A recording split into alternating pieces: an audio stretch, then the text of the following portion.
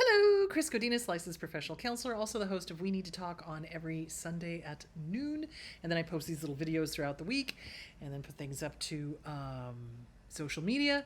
This video is for educational and informational purposes only. The views and opinions stated herein are mine and mine alone. They do not represent the ACA, the APA, or any other therapist for that matter. Boom, shakalaka, done. I'd like to thank my sponsor, BetterHelp. BetterHelp. BetterHelp.com/Chris Godinez. They're an online therapy company. They are international.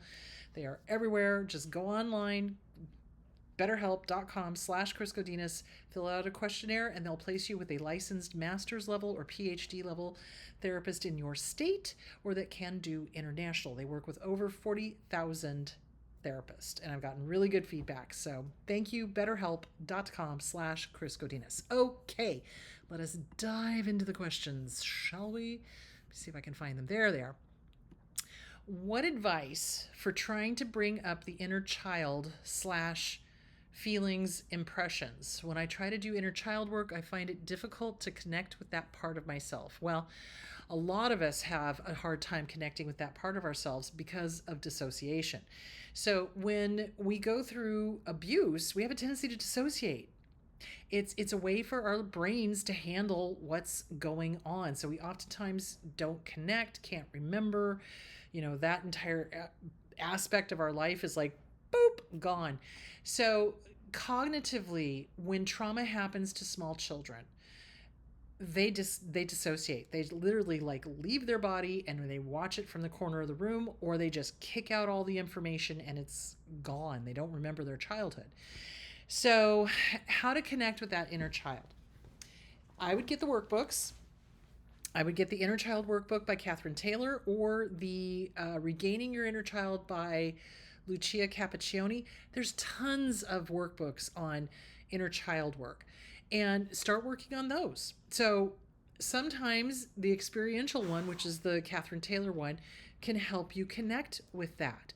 So she has you imagining rocking yourself as a baby. What comes up? Or spreading out a blanket and smearing applesauce in your hair. What comes up with that, And sometimes, for me, it was a lot of fun. I enjoyed that part.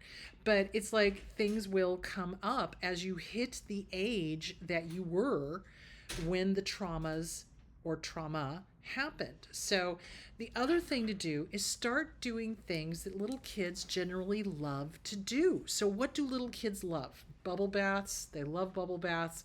They love drawing, flying kites, coloring, all of that stuff. So there's multiple ways to work at getting to that inner child to help them. So imagination is huge. Little kids love to imagine, right? So one of the things I suggest is doing a meditation to get to your inner child. So you just go somewhere insanely safe in your head and you imagine your inner child coming to you. Now, some people are so traumatized that they can't even imagine themselves as a little kid. And that's okay. If that one doesn't work, then I would suggest doing the coloring, doing the flying the kite. What emotions come up? What happens? Can you connect that way? Little kids generally love to play. So if you can start playing like a little kid, you're probably going to remember stuff. So that is a really good way to get to the inner child. The inner child workbooks are great. Now, the Catherine Taylor one is experiential. The Lucia Capacchione one is more, the dominant part is your adult you. You write things out in the adult you with your dominant hand.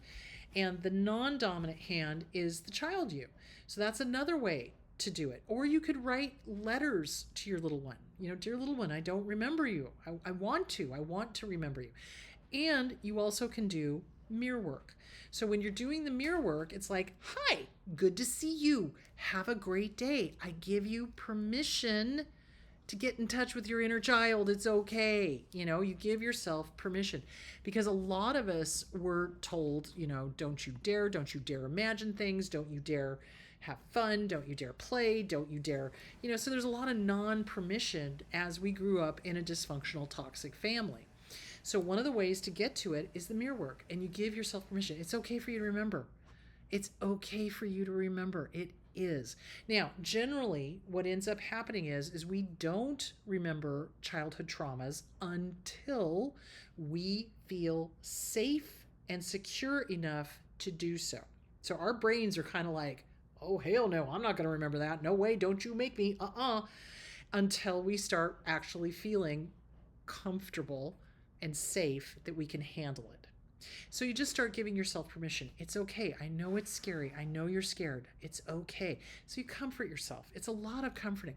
So think of it this way. When you're reparenting yourself, the best thing, the most healing thing that you can do for you is to be the parent to you that you needed, that you did not get, okay? That is the best thing you can do. So what does a good parent do? They encourage their child. Hey, little one, you're okay. I got you. I got your back. You've got this. It's okay. It's okay to remember, okay? They're patient. It's okay that you don't remember right now. You will. Just give it time and work on it. You got this. They're kind. I love you. I like you. You're a good kid. Do you see where I'm going with that? That's probably stuff we didn't hear growing up. So the inner child work is all of the things that a good parent would say to their child. You know, it's okay. I got your back. I love you. It's all good. Do you see where I'm going with that? So that's how you do the mirror work, is that you literally become the parent, mom and dad, to you that you needed but did not get. So what did you need to hear? What does any kid need to hear? I love you. You're awesome. You're a great little kid. It's okay. You're safe. I gotcha. You've got this. And we'll remember when we're ready. Patient, kind, compassionate, loving, encouraging. That's really what a parent is supposed to do, is to give courage to their kids to be all that they can be. So abusers, though, on the other hand, they take away from their kids all that they can. And they leave the child feeling frightened and unsure and self-doubting and self-hating and all of that stuff. So polar opposite of how we were raised. I love you. You're a good kid. It's okay. I got your back. You'll remember when you're ready.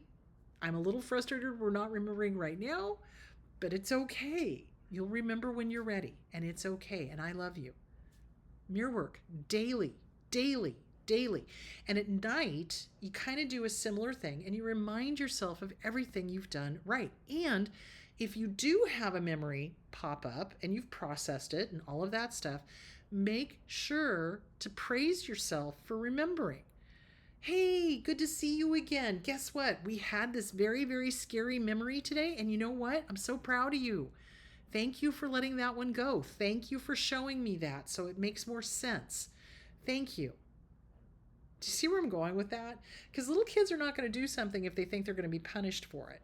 So you want to encourage yourself, encourage your inner child. Whenever you have a memory, even if it's scary, even if it's traumatic, even if it causes a flashback or whatever, you want to validate that inner child for being brave enough to show you. I know, it's kind of a weird way of thinking about it, but we really are the ones that have the key to our own healing of our inner child. Now, getting in touch with that inner child, like I said, come at it from different ways. You can come at it cerebrally. You can come at it intellectually by writing them a letter, or writing with your dominant hand, the adult, writing with the non-dominant hand, the child. Do the Lucia Cappuccioni book, or you can do it experientially, rocking yourself as a baby, see what comes up, all of that stuff. You can start doing it by coloring. Do a color book. Do a coloring book. Paint, finger painting, do that. Fly a kite. What were the things that you used to like to do when you were little? Do those. And if you were never allowed to do any of those things, what were the things you wanted to do that your abuser stopped you from doing that you've always wanted to do? Do that. So gymnastics, horseback riding, things that you wanted to do that you were denied when you were a kid. So do those things: finger painting, flying a kite, singing, dancing, silly stuff. playing on a slip and slide. You know, it's like stuff that you wanted to do that you couldn't when you were a little kid. Start doing that, and that's going to help you start getting in touch with that inner child. And then when you do the mirror work, wow, it was so nice to see you playing today. It was so nice to hang out with you in color. It was so great to hang out with you and fly a kite. That was fantastic. It's so good to see you play, because that's what little kids should be doing, is playing, not having to deal with adult stuff the abuser shoves into our space. So that's my recommendation for that. All right, my love. So on Sunday, we are going to talk about, let me think. We were going to talk about how to make good decisions. So we're going to talk about good decision making, what's involved in that, how to calm those fears, how to use logic and not just emotions. So we're going to talk about all of that, the fleas that come with that, all of that. All right, you guys have a great week, and I will talk to you later. Bye.